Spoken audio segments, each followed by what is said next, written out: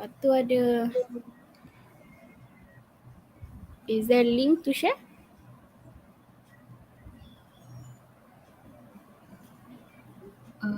Sekejap. Aku rasa kan aku share dekat WhatsApp. Share dekat WhatsApp. Okay, dah. Tu weh. Dah share dah? Okay, Alhamdulillah. Okay, I'll share to Telegram .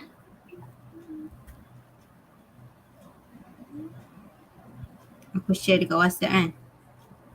Kau share dekat WhatsApp, aku share kat Telegram.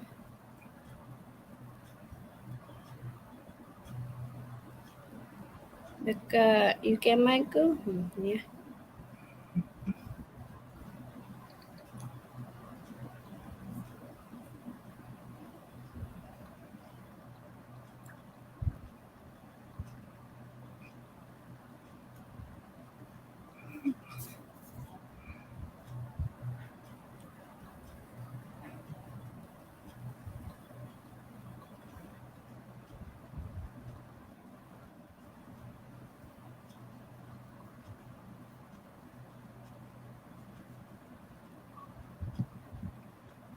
Yang dekat Introduction to Psychology pun nak tengok ke?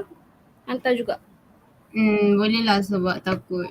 Yelah doktor tak ada dalam grup tu kan. Okay. Alright. Boleh kita mula? Boleh. Dah bersedia untuk bermula? InsyaAllah. Alright. Okay. Alright. Assalamualaikum and good day. First, let's start with Umur Kitab Al-Fatihah for the Muslims, and for my non-Muslim friends, you can pray in your own way. Okay, Bismillah.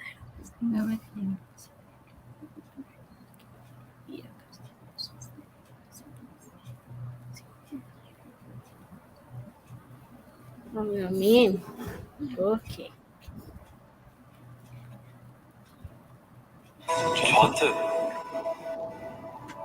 해자가 되라는 말씀이세요? 여긴 이 바람을 거스르지 않은 사람이 없어. 조심할게. 정하지 마. 나 경찰이야. 타보는 건 나한테 맡기고 넌 알아서 썼으면 좋겠다.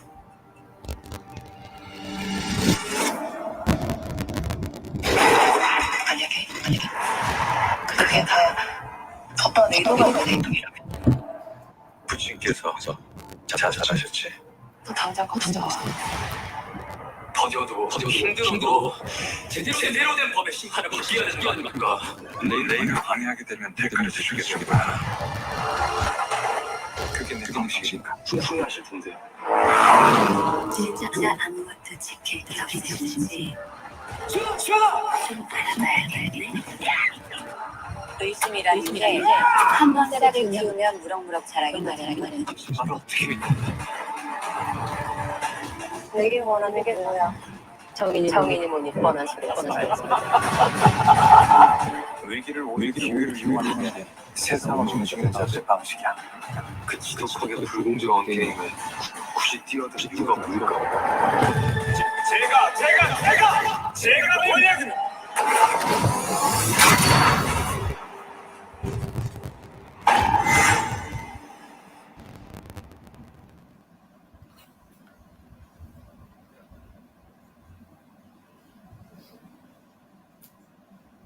Omar, we can't hear you. Turn on your mic. Okay, sorry, my bad. Sorry. Can you hear me, Anis? Yes, I can. Okay. Alright. Bismillahirrahmanirrahim. Assalamualaikum and very good morning to everyone who is watching this live right now. I know it is too early in the morning, but I'm so grateful for those who are watching right now. Thank you so much, guys. I really appreciate it.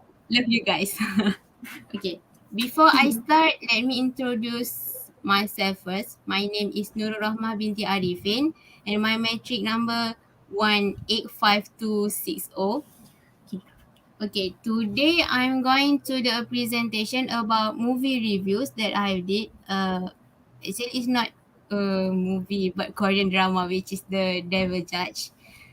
I'm pretty sure perhaps maybe one of you guys have watched this drama before because this drama is quite popular in Malaysia. Yeah. Okay. Uh, First of all, I will tell you guys a little bit about the storyline of this drama. Okay, give me a second. Okay.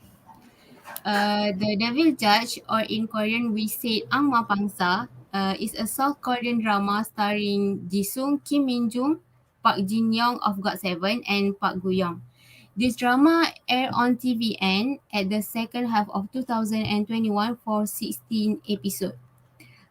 This drama is set in a dystopian version of Korea, and it will tell you guys about the chaos that took place in the government of this country and society. From the chaos that happened, it caused the people openly speak out about their hatred toward the country's leaders and disregard all the laws and order. And the story revolves around the national hero and head of trial judge Kang Yo-han, who has an aristocratic appearance and elegant taste. In this world, Judge Kang Yo-han decide and believe that the shouting uh, that happened in the country needs to be changed. He is known for being a cunning, intelligent, but at the same time, he is also a ruthless judge. It is because he punished all the guilty one publicly without any mercies. And then, however, he maintained a mysterious background and hide his true ambitions and real intention about the life trial he did. Actually, there's a real reason why Kang Johan did the the trial in the life, and you will figure out if you guys watch this drama. And then, next, as the show progressed, the audience begin to see a rivalry is taking place between Judge Kang Johan and Jung Suna, the director of a corporate social responsibility foundation. Actually, both of them have a dark past and it is related to each other. Okay, like that.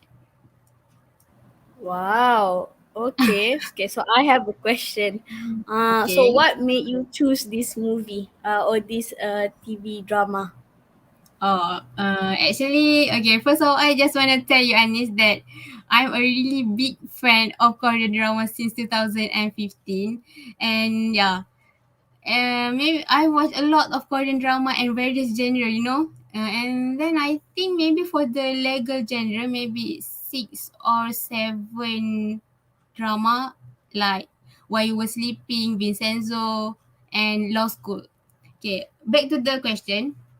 Why I choose this drama? Because who's gonna expect that the trial will do in a live show, you know? And who would turn a sacred car into a television circus? Can you imagine the courtroom being a toys for the superior, for the politician and the citizen, right? Okay, and then a live courtroom show setting alone break all the rules and norm of a courtroom drama. It is completely different from any other courtroom drama that I've ever seen so far. And then let me tell you guys another amazing facts about this drama.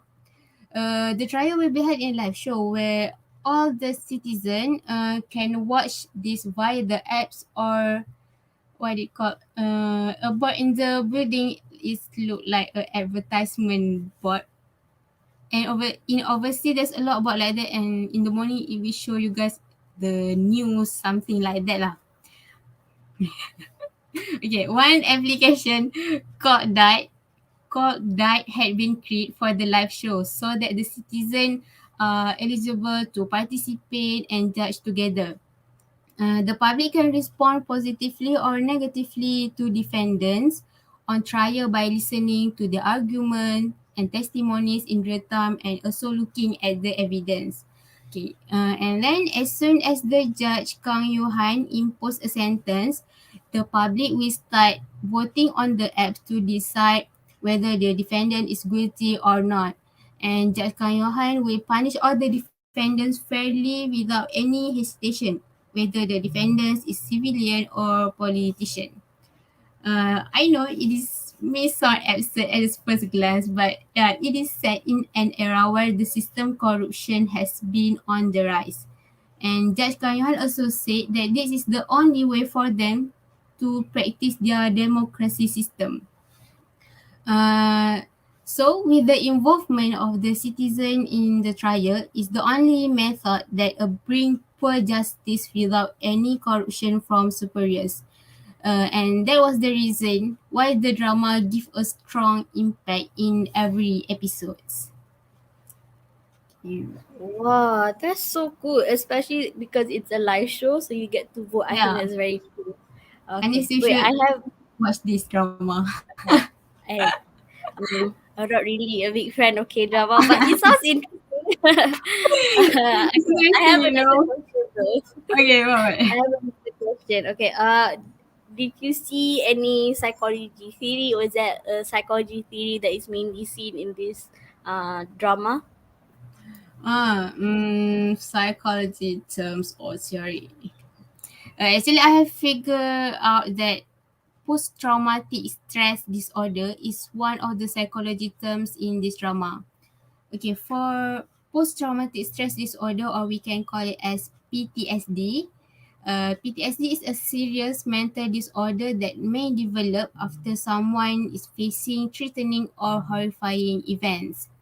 You know, going through ups and downs is a normal part of an individual's life, right?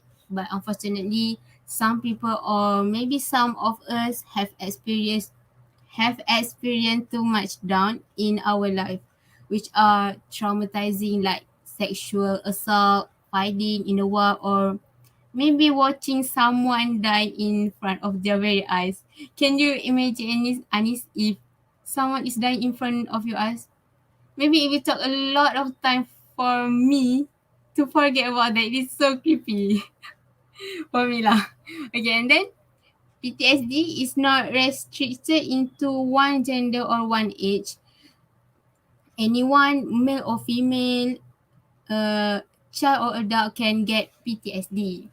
However, for those who have this disorder, they may not always have the same symptoms. These are some of the common symptoms, which is the first one is having insomnia or having a nightmare, but the nightmare is not always relating about the traumatic event. It can maybe, yeah, something they so scared.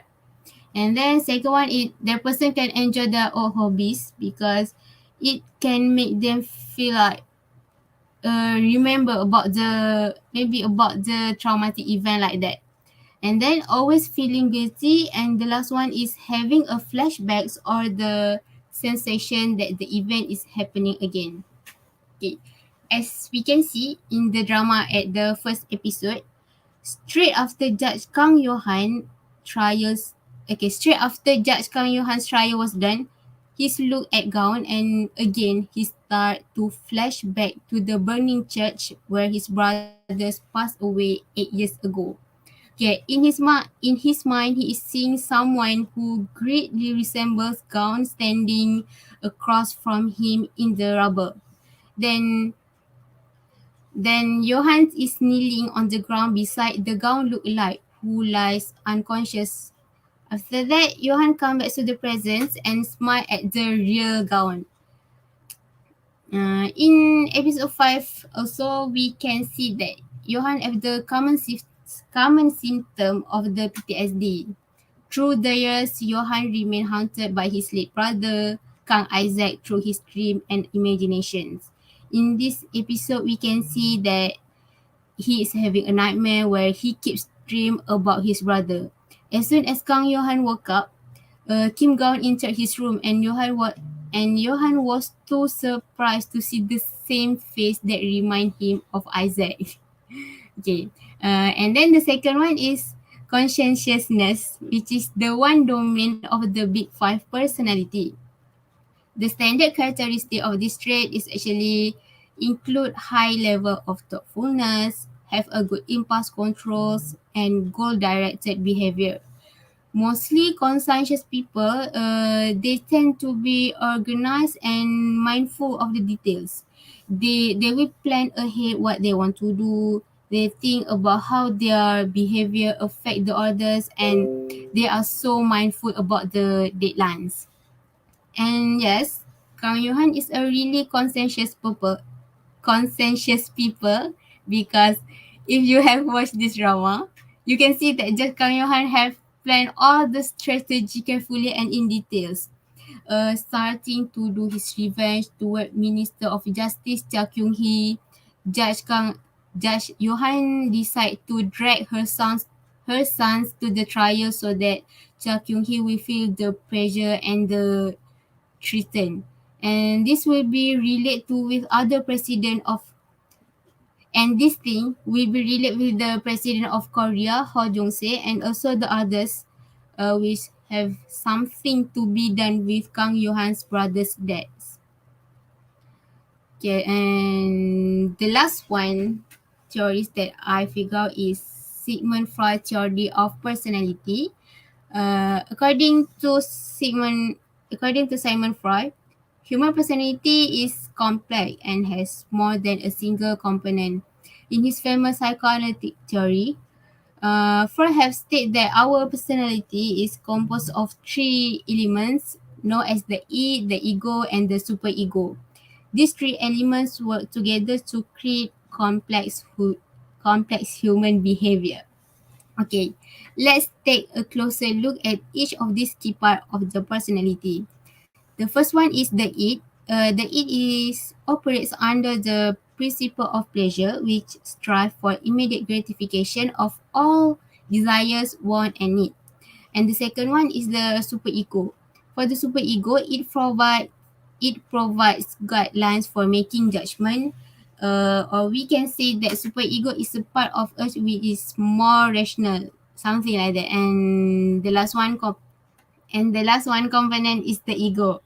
The ego is the component of personality that is responsible for us to dealing with reality. Okay, it's like the ego will balance our id and superego, and this can help us to make a right decision or a conclusion. Okay, what I want to relate is in episode 7, we can see that Kim Gaun is having a problem with his own superego and ego. Judge Kang Yohan and Kim Gaun went to the Minister of Justice, Cha Kyung Hee, to wait. Judge Kang Yohan and Kim Gaon, actually both of them went to the Minister of Justice office, Chia Kyung Hee, to see her and get the evidence for the upcoming trial. While they are talking, Minister Chia is asked for time to consider while she is smoking. Uh, Outside the door, Johan and Gaon hear a gunshot. They start to stare at each other and start to realize, and then they go run to the Minister Shah's office. They find her lying in a pool of blood. Gown goes over to her body to check whether she is dead or not, and but unfortunately the Minister Shah was died. Okay, the ID part of Gaon tell he need to find the evidence where the Minister Shah have put in her pocket. But the super ego part of Gaon know that actually he can touch the dead body, because it can make Gaon is the one who kill her. But the fact is Minister Shah have shot herself. And then the ego part Gowns can balance his mind properly, because the it part of himself was too high. He really want to find the evidence because it was so important for him, and he just ignore the super ego part of himself, and that's why he came up with the decision to touch the dead body with his own hands. Okay, that's all for the theory psychology that I found. That's interesting. So, do you have any last words to share about this drama? Oh, the last word, I just wanna tell that actually there's some character that relates to me.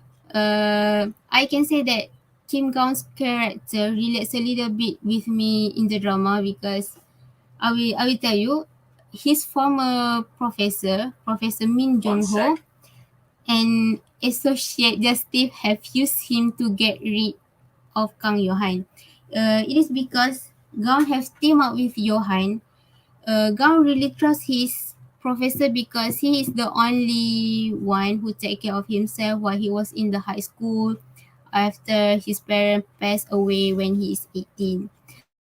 But yeah, unfortunately, his professor have backstabbing Gaun for his own greed. Uh, in person, actually, I faced something like this with someone who I trust the most and close with. But at the end, the person just go away like that after betrays me a lot and get what that person need. Okay, for me, this is so hurt and of course, actually, I should forget about it. Um, okay, I don't want to talk more about that. I think that's all for me for the presentation and thank you guys. That was interesting. It was very interesting. Okay, I think we would take a short 2 minute break and then we will continue on with my part of the presentation. Okay.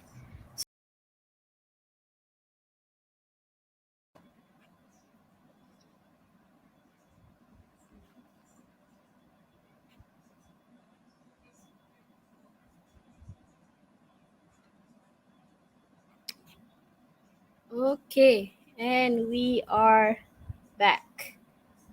All right. Now for this segment, we will continue on with my part of the presentation. So, okay. Bismillahirrahmanirrahim. Okay, let's start with what we're really here for, which is my presentation. And first, let's thank our lovely lecturer, Dr. Shafika Izati, for giving us this opportunity. And let me introduce myself first. My name is Anis Marsila binti Badru Hisham, and my matrix number is A189841. Okay, and today I will present about the movie which I have reviewed, which is Don't Breathe. Okay, all right. Don't Breathe is a 2016 dark theme crime horror thriller film. This movie was directed by Fide Alvarez and written by Fide Alvarez and Rodo Sayagues. This movie is about a trio of thieves who intends to rob a blind man, but things took a turn in the very early stages of their heist. So, Okay, so Anis, yeah. can you tell me the reason why you choose this film to do a review? Oh, can. Of course. All right. So, all right. I chose this movie or this film to review because I think it's very interesting. One of which is that this movie has a clear protagonist and antagonist roles. So, in a movie, a protagonist character is usually the hero, the good guys, and the antagonist roles are usually the villains or the bad guys. So, although there is a clear antagonist and protagonist roles, it doesn't mean that the protagonist and the antagonist are good and bad. So that's what I like about this film. The term good or bad people are subjective in this movie. In this movie, it's more like the protagonist is a bad person, but the antagonist is an even worse person. So I like that about this film. Is not subjective. The term good and bad is subjective in this film. So a second reason why I chose this movie is that it wants to show us as viewers that someone with disability can still live a relatively normal life. So they can still be able to do good things, and they can still be able to do bad things. And just because you have disability does not mean you cannot do both. All right. Okay, so let's continue on with its storyline, okay? So the story starts with Rocky, Alex, and Money starting their criminal activities, which is breaking and entering. So they start off with breaking and entering, and then they start stealing a bunch of things in that person's house. And they get away with these criminal acts because Alex's dad, he works in the home security department. So that means that Alex has the spare keys or lockpad codes to everyone in the neighborhood. So the movie then follows this trio trying to rob a helpless blind man who survived the Gulf Wars. So it means that this blind man was actually an ex-soldier on an ex-vet. So they decided to rob this blind man because they got news that this blind man is sitting on $300,000. $300,000 is a lot of money. So they heard this because the blind man received $300,000 from a settlement from a rich family. This rich family was trying to protect their daughter because in the previous year the daughter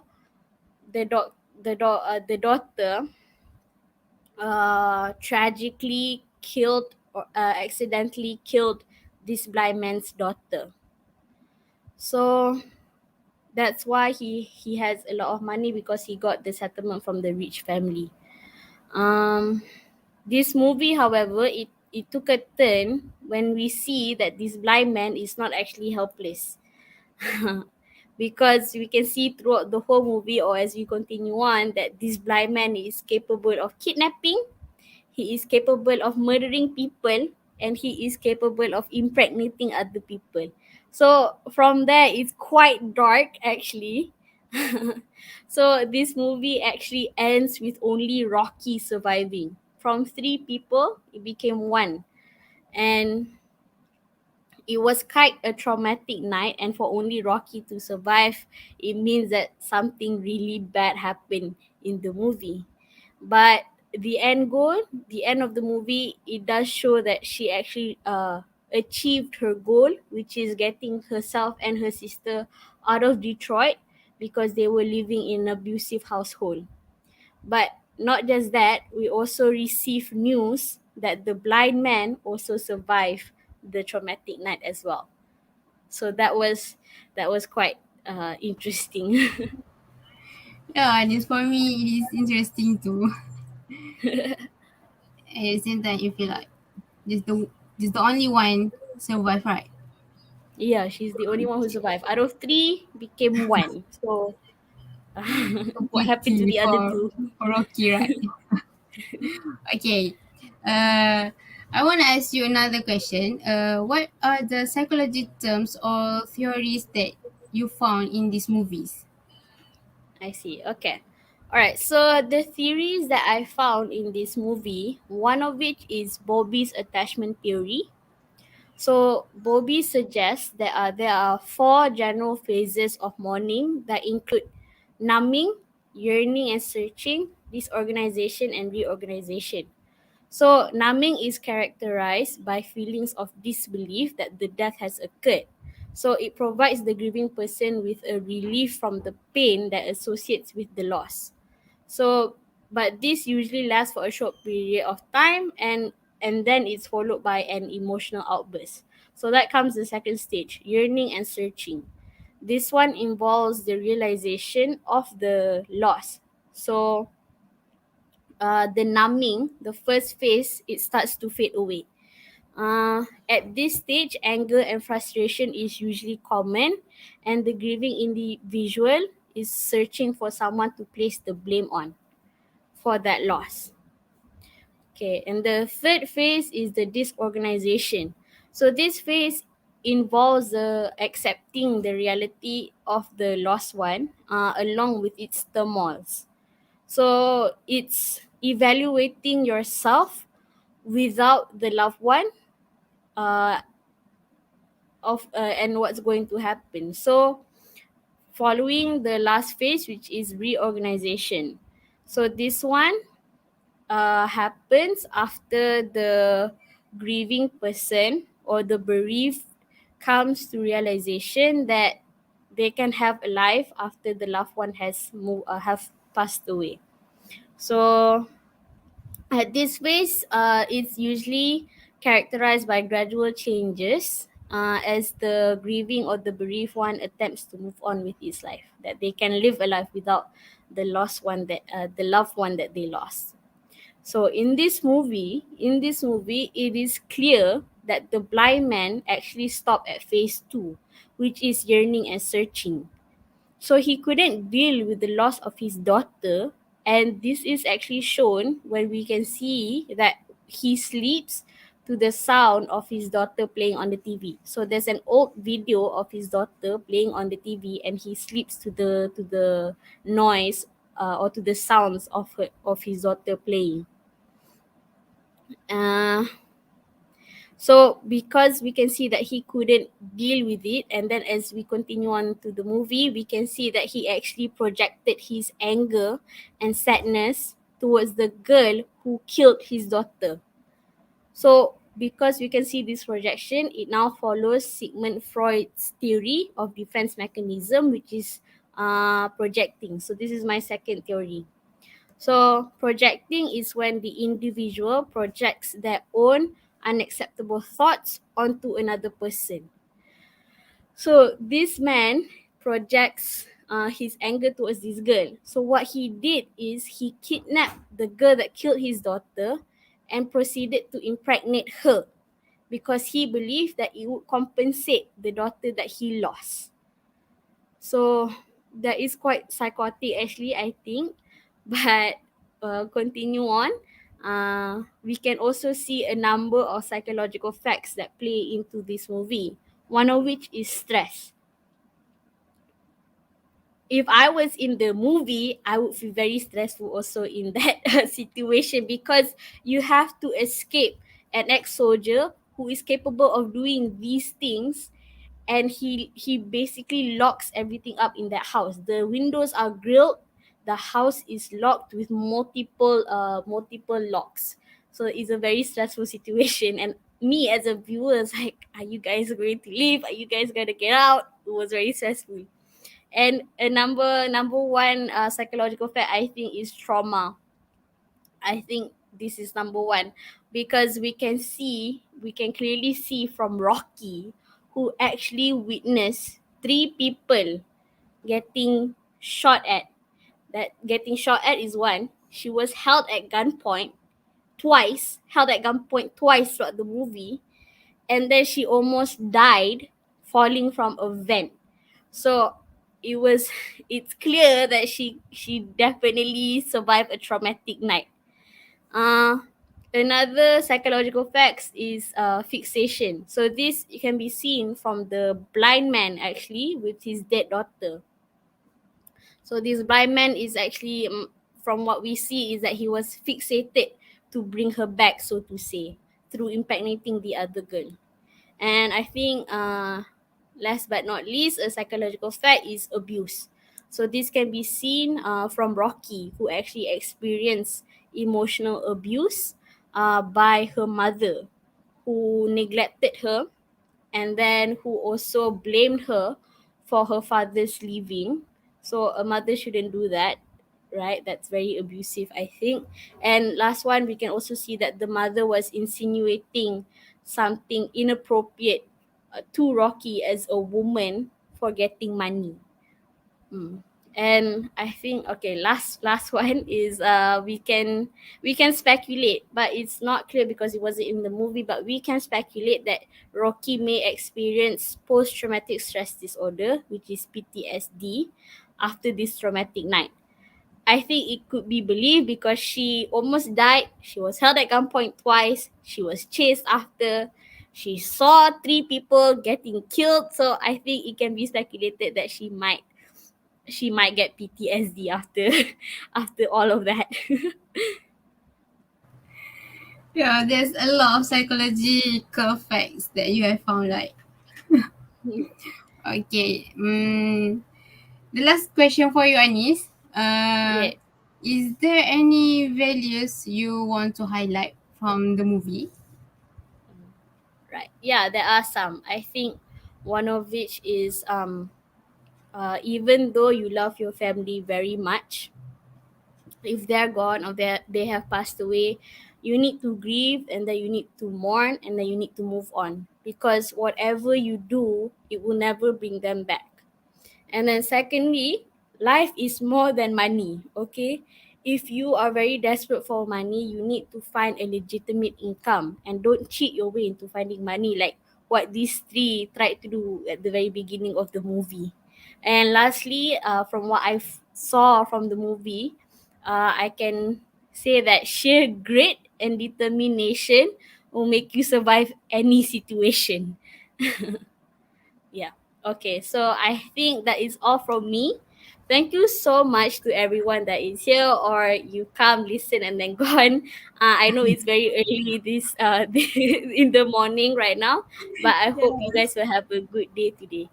So let's finish off this presentation with a short clip from the movie Don't Breathe.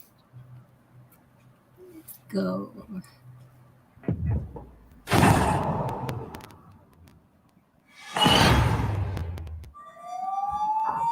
Your lips look sore. That's how you're making your cash out there? What do you say you and I move away from home together? It's a promise. You're leaving? Yeah, as soon as I have the money. When are you coming back? Never. Yo, I got our ticket out of here. Rumor is this guy is sitting on at least 300K. That's your guy. Wait, is he blind? You messed up. You're all blind guys, isn't it? Just because he's blind don't mean he's insane, bro.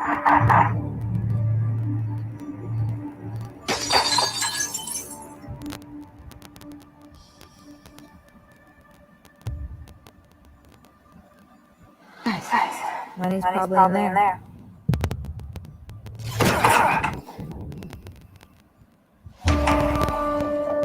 Who's there? Stay right there. How many of you are there? Man, all right, just let me go, please.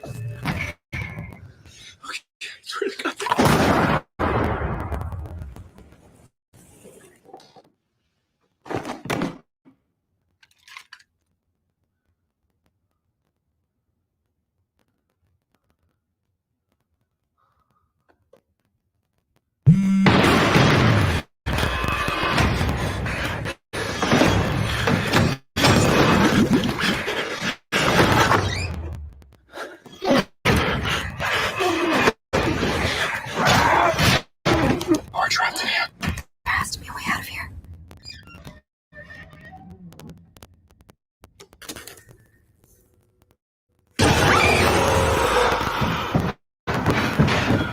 He's coming.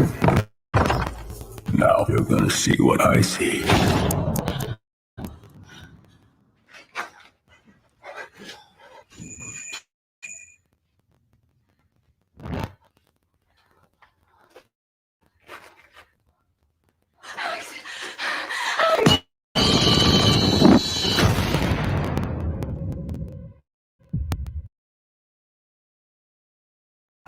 Okay. It was quite scary, that trailer. But Yeah. okay, I think we are done for today. So thank you and goodbye, everyone who has entered this live. Bye, Roma. Thank you so much Bye, for Anis. this. Thank you, guys. Thank you. Bye bye. Bye. Assalamualaikum.